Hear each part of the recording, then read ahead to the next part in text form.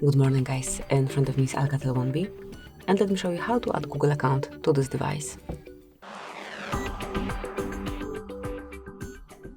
First of all, open the settings, then go to the accounts and mark add account. Select Google as we want to add Google account.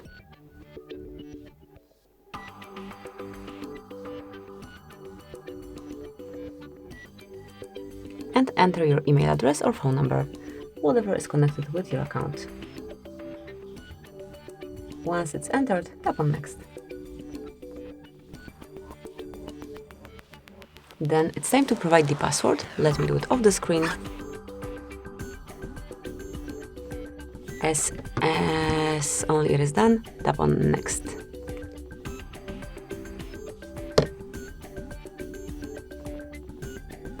Here you've got Google Terms of Service, Google Play Terms of Service, and also privacy policy.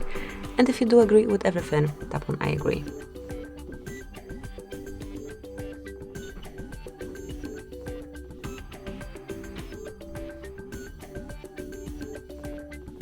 Tap on more, accept. And that's it, it has been done.